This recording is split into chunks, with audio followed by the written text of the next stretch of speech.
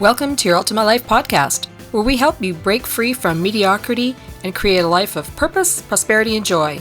Get your free video series at yourultimatelife.ca. Hey there. Today, we're going to talk about taking a nap.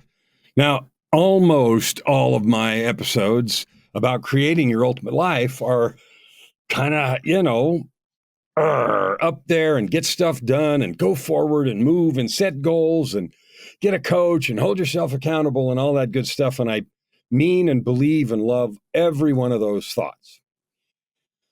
And this is a big and, I just finished like the last 4 episodes, and I want to really encourage you to go do that, because your ultimate life, that's just a phrase, and it's a phrase I use to help you think about, decide, and create the life of your dreams, the life you really want to be living every day, all day, from the moment you get up till the moment you go to bed, no matter what happens, no matter what gets in the way or what shows up in your world. It's possible I live that way, and you can too. So the last 4 episodes were about 4 steps to do that. One is decisions, like what your ultimate life looks like. Declarations, which is where you frame it and declare it with superpower. And the third one was a commitment, which is where you summon up the internal courage to make it part of your absolute stuff. This, I will create a commitment, bulletproof. And then the fourth one, the last one, was about creation, which was some steps, beginning steps and processes to create it. So those 4 were very action-oriented, powerful, and I'll say noisy. Today, I want to talk about rejuvenation and rest, and I called it taking a nap for a reason I'll explain in a minute. But first, I want to invite you, www.yourultimatelife.ca. Go there, www.yourultimatelife.ca. It's not to spend money. It is for you to get stuff that will change your life, make you wealthier and happier and more joyful. So go get the 5 master keys to creating your ultimate life, please. Today's taking a nap conversation is a recognition that in the midst of creation, daily, weekly, whatever, we need to rest. We need to rejuvenate both body and spirit. Now, in the story of the creation of the world, or at least one of the creation stories, God rested on the 7th day. And, he took a nap. Rested on the 7th day and blessed it and hallowed it. And so we have Sundays and church and worship and all the rest. But the point is, rest was involved in the creative process. Now, there's lots of ways to think about this. In the actual creation process, you have execute, evaluate, adjust. And in order to evaluate, you got to stop and take a look at what you did and make adjustments. I'm not talking about that, because that's all action-oriented, even if you're just evaluating and making new choices about what you're doing. I'm talking about taking a nap. Now, here's why I picked that. I'm 68. I'll be 69 in 6 months, a little less. I take naps. When I was younger, I didn't imagine that I would do that. I just didn't think about it. I remember my grandpa when I was a kid, taking naps, and thought, oh, how cute. He'd sit in a recliner in the parlor. We called that room the parlor. Or no, that was the living room, the dining room. I don't know. The parlor was another room. Anyway, we'd sit there and take a nap. And of course, being a grandpa laying on his back in a recliner, he would often snore. And so you'd hear this snoring, and it was grandpa taking a nap. And after he took a nap, he got busy and went out and did a bunch of stuff, but he took naps, and I thought it was funny. Because, when you're kids, young, you take naps and you hate them. And then you get up a little bit older and you don't take naps anymore. And then, you're like, I'll sleep when I'm dead kind of thing, all in for life, don't want to miss anything. As I've gotten older, here's what I notice. My body isn't the same. As much as I would like it to be, and as much attention as I give to the nutrition and the physical stuff, it's still not the same. It doesn't heal as quickly. It breaks easier, and I notice aches and pains.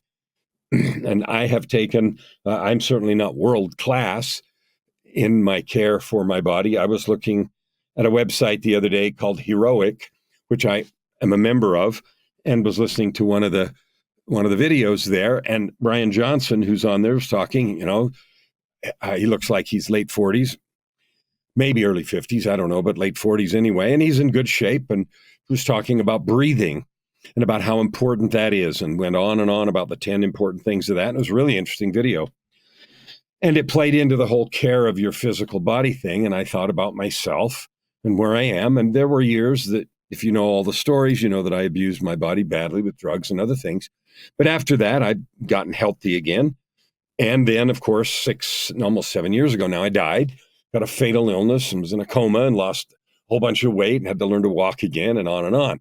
So I've had my health ups and downs, as I'm sure you have. But the bottom line is, even though I now try to eat really well, take care of myself, exercise every day, some days more than others, but every day I do exercising on purpose to honor my physical body, it's older than it was when it was 40, and then 50, and then 60. And in a year and a half, I'll be 70. And I'm looking forward to it. I can't wait. But what I notice is I need to take a nap. Now, that's a literal and a metaphorical expression. Literal in that I might lay down for 15 minutes or 20 minutes, and maybe I'll drift off to sleep, and maybe I won't, but I'll practice breathing, nose breathing, really deep, the kind of breathing that you probably already know about. And this isn't a breathing episode. Maybe I should do one of those sometime, because it's so important. Breath is life. Like, you can live for weeks without food, days without water, and a few minutes without air, breathing. So it is the most essential element for our life. Yeah, we don't breathe well. We don't take advantage of the apparatus that we have, the lungs and the circulation and all the kinds of things. And there's lots of mistakes that we make in breathing that mean that it's not efficient. But anyway, so I will lay down and lay in a position that I could go to sleep, but the real focus is on breathing. Breathing. And sometimes I'll do that for only 10 minutes, and I'll set an alarm in case I drift off, because I have something I need to go to and go do. Sometimes it's another client call, sometimes it's a podcast or whatever. I find that doing that and focusing on the breathing really rejuvenates my body and my mind. I get up, sometimes right before the alarm goes off. Sometimes I drift off and the alarm goes off. But I find myself rejuvenated. And I used to feel guilty about that. Like, oh, I'm being wasteful of time. I shouldn't need to take a nap. I'm lazy. I'm out of shape. I'm something. The reason I wanted to put this episode in here is because that's just not true. And this is all about the physical body. I track my sleep. I wear a Fitbit and check my sleep score, and it's not as good as it used to be. So, my restfulness is not as good, et cetera, et cetera. And I'm assuming you track all those things and you do everything you can to take care of your body. And so this is simply an encouragement to do what is necessary to take care of your body. Take a nap. Eat well. Care for the temple that is your body. It is a temple. It's given to you by the divine to house the eternal part of you, the spirit. So take care of it. And this is coming from a guy who was really sloppy about that and did all kinds of negative things to the body, and I'm grateful that it even still works. And yeah, I have consequences that'll last forever from some of those. And that's okay. It's taught me lessons. So take a nap. Rest is needed. Now, that's the physical part. And I'm not going to tell you how to exercise. Every person, depending on their age and their fitness level and the things that have happened to their body or the disabilities or limitations that I have or you have, we can't do the same things. I used to ski a lot. After that dying, my lungs got trashed. I don't know if I could do that as much. I certainly can't run anymore. My lungs won't allow that. I can run just a little ways. And when I run up and down the stairs several times, I'm pretty winded. So that's something I'm still working on. But within whatever limitations you have, care for your body, take a nap. Don't feel guilty. Rest is needed. All right. The second thing I want to talk about is your spiritual rest. What the heck is that? Well, remember, we're talking not only rest, but rejuvenation, because when I sleep, even for that few minutes, um, even for that few minutes, breathing, as I said, with or without drifting off, I feel rejuvenated. My mind is sharp. I wake up feeling good. I'm ready to roll. Let's get it done. Boom, boom, boom. Well, how interesting. How interesting. Just a short rejuvenation. So, what is spiritual rest? Nap, rejuvenation. What is that? Well, it's as important. In fact, I think it's more important than the physical part. In my morning ritual, which if you followed some of the other episodes, I have a very, very involved and lengthy morning ritual, 2.5 to 3 hours, not because I got nothing better to do and not because I like to waste time, but because it's the most powerful thing I do every day. It is creating myself. And you create yourself every day too, whether you know it or not, or whether it's accidental or not. Now we're coming up to the Olympics in a couple of weeks, about a month, I guess, as I record this. And, we're going to see people at the highest level of their sport, all kinds of stuff. I saw a thing the other day that said breakdancing is now an Olympic sport. I saw some commercials that were absolutely mind-blowing, what people can now do with their bodies and the rhythms and the movements and things, astounding. But anyway, you will see people at the very highest level of their sport from all over the world who've put in the energy, the effort, and the time. Now, I'm going to give you a truth, and you're going to laugh because you know it's true. None of those people warm up for their events after the event is over. They warm up ahead of time. They warm up and make sure that they are in peak mental focus, spiritual focus, physical focus as the event happens. Right now, as I record this, we're in the middle of the Stanley Cup finals. And Edmonton, our team here in Edmonton, is in the finals for the first time since 2006, so in 18 years, I guess. And it's also 0-2. We've lost the first two games, which doesn't look good for us. But that's not the point. The point is, when you see these guys on both teams before the game, they're not even there. Like the crowds are yelling, making noise and singing national anthems, and there's excitement and lights and everything else. You can tell by looking at the faces of the players. They are doing their pregame rituals in their minds, in their bodies, in their spirits, in their energy, doing the things that they have learned to do that bring them the most absolute focus and power. Why? For the contest that's coming. Well, what if every day is your opportunity to create? What if every day you and I, we have the choice to be mediocre or excellent? Why would you warm up after the game? Why wouldn't you do whatever warm up you want to at the beginning of the day? Well, you would if you realize that every day is a once in a lifetime creative opportunity. Now, this episode's taken a nap, so I'm not suggesting you need to be frantically busy. This past Sunday, I took a real nap, 3 hours. Because during the week, I feel I get a little sleep deprived because I've got a busy schedule. And so I took a long nap Sunday afternoon after I went to church and played the organ and did some other stuff I had to do for volunteer work. So this is an invitation for you to take control of your life and institute a daily warm-up. Institute a daily warm-up so that you can grab and make the most out of every day, whatever you choose to do with it. And that includes taking naps, physically and spiritually. So spiritual rejuvenation is the piece that we're talking about right here. So how do you do that? Like we know physically, we eat well, we stay hydrated, right? We know the things that we do for that. We sleep enough, right? And, with all the tools, Fitbits and Oura Rings and everything else, you can track all that. So you know how you're sleeping and you know what your heart rate is and averages, and you can get your physical stuff checked out well. Do you have spiritual metrics? Do you know when you need spiritual rejuvenation? That might strike you as odd. It's like, What are you talking about? How can I even know that? Well, I'll tell you how. When you're feeling negative and discouraged, that might show up in your body. For me, depression and fear and that sort of thing showed up in my stomach and in my, up here, my chest a little. It shows up in different places in the body. But the cause of that fear or depression or negative thinking doesn't originate in the body. It originates in the mind.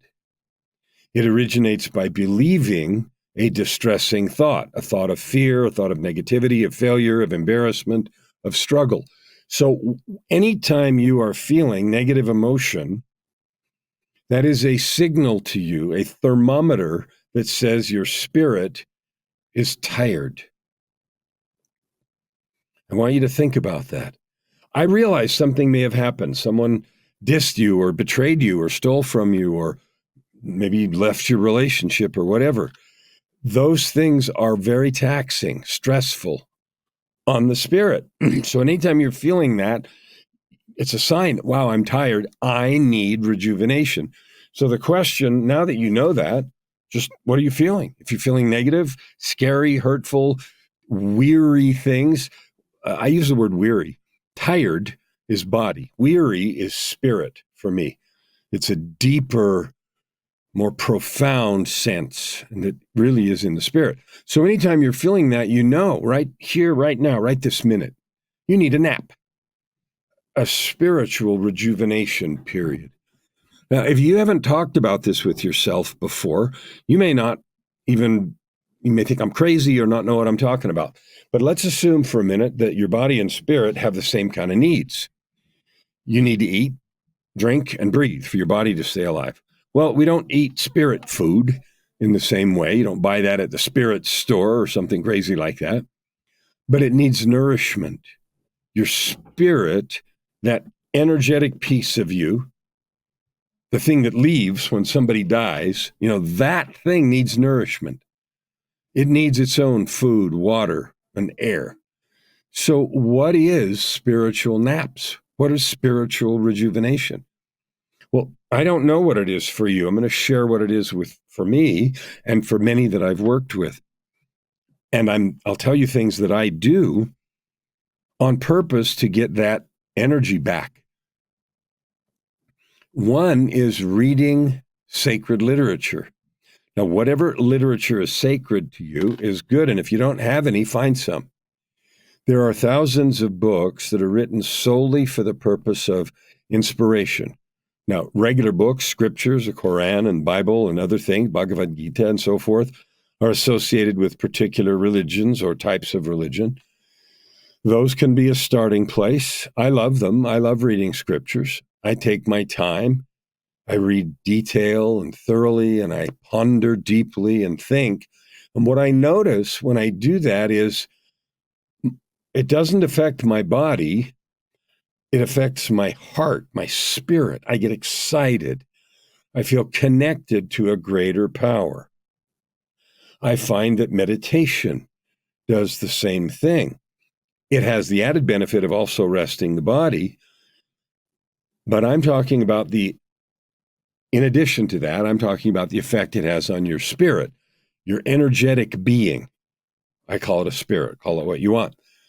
Meditation is the act of turning all the noise off, turning everything off and just being at peace, being fully present here in this moment. So I use sacred literature. I use meditation. I use prayer because for me, the God, the Creator, is very real.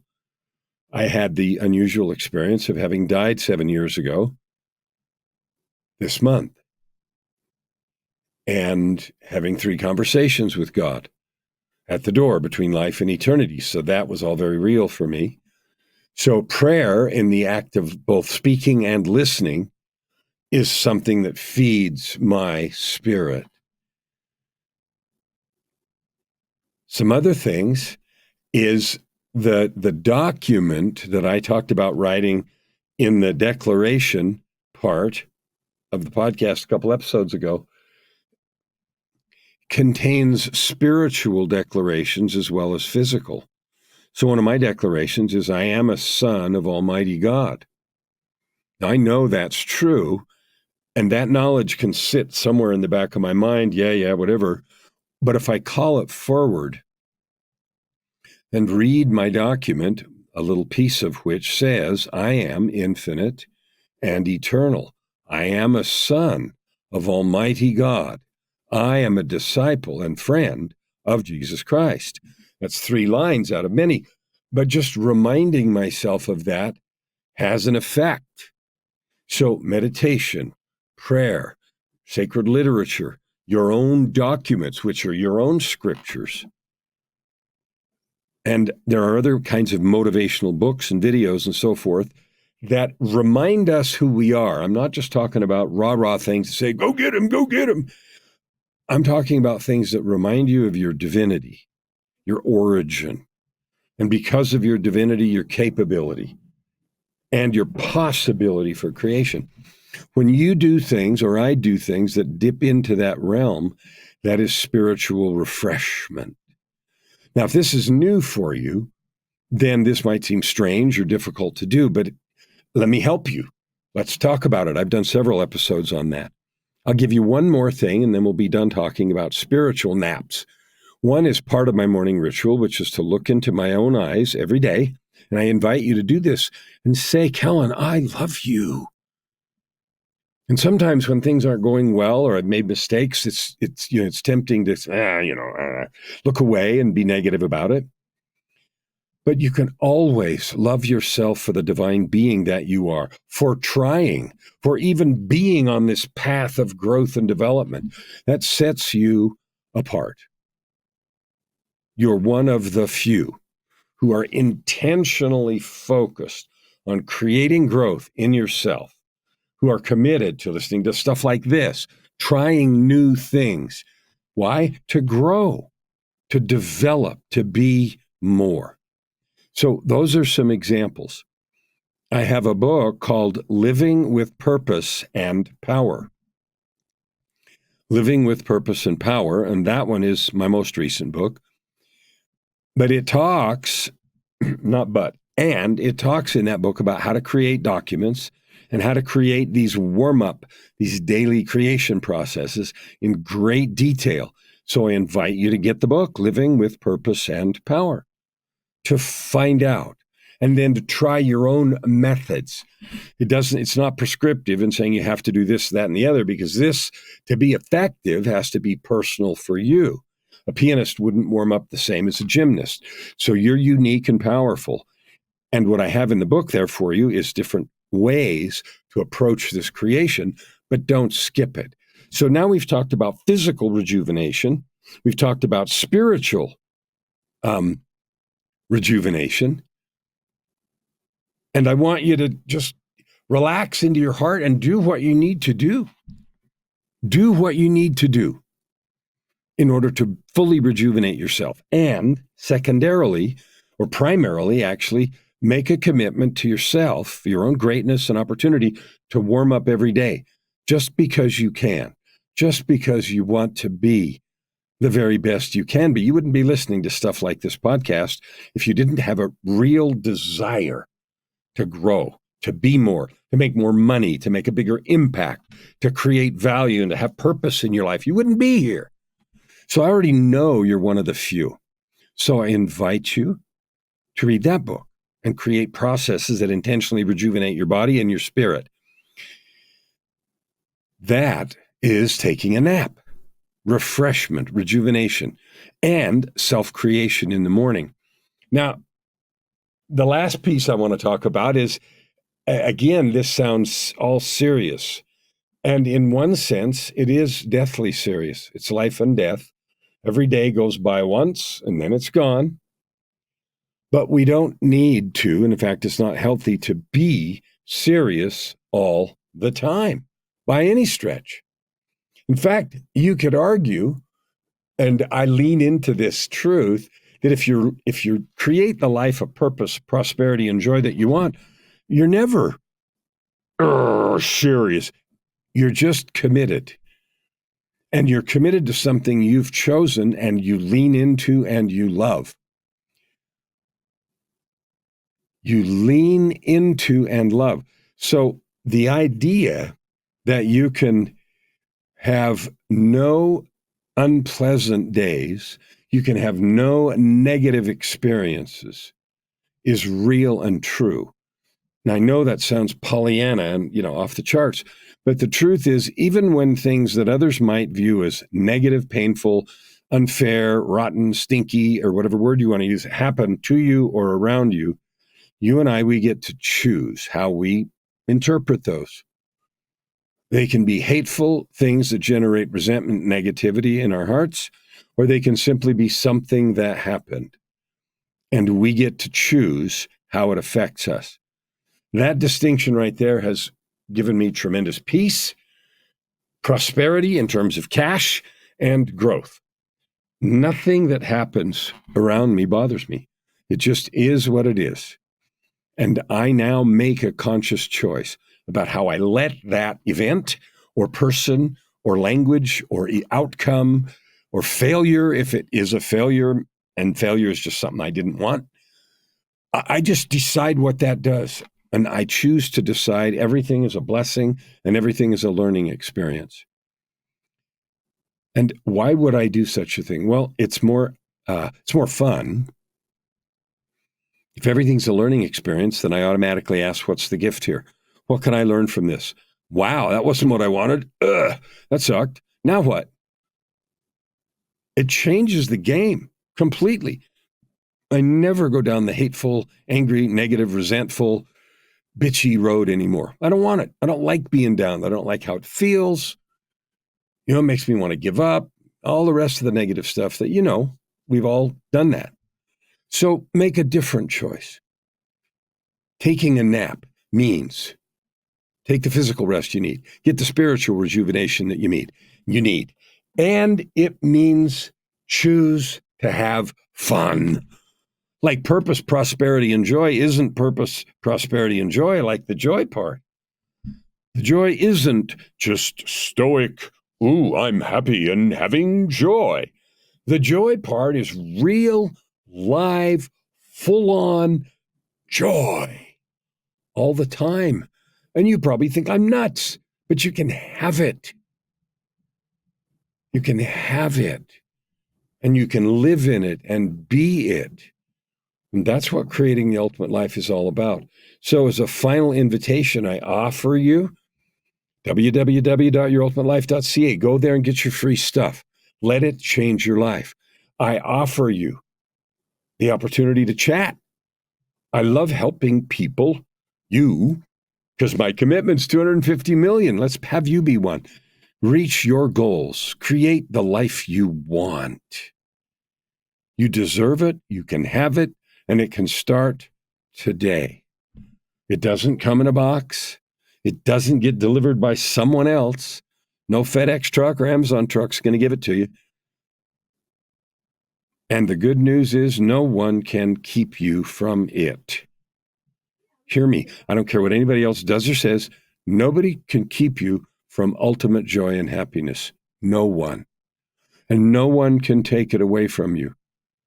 What others think doesn't matter. You choose your life. You choose your outlook. You choose your joy. Have fun. Just be who you are in all glory and power. You are powerful beyond measure. But I'll bet you're not using it. It's time to change that today. Just 1%. And then take a nap. You can move forward at any pace you want and have anything you want. And then, both on the way and later, you'll be living your ultimate life. Living is a process, not a destination. Joy is a process, not a destination. So your ultimate life is available now. It's available tomorrow and the next day. And I'm offering my help because my commitment's to help 250 million people. Reach, create, and enjoy daily your ultimate life. Open your heart and this time Thank you for listening to today's episode. We hope that you take it deeply into your heart and decide for yourself how you can create anything you desire. If you like what you heard, please subscribe to this podcast and share it with your friends. As always, we'd love to hear your feedback and topic suggestions. Until tomorrow, this is Your Ultimate Life with host Kellen Flukiger. Stand with your heart in the sky and your feet on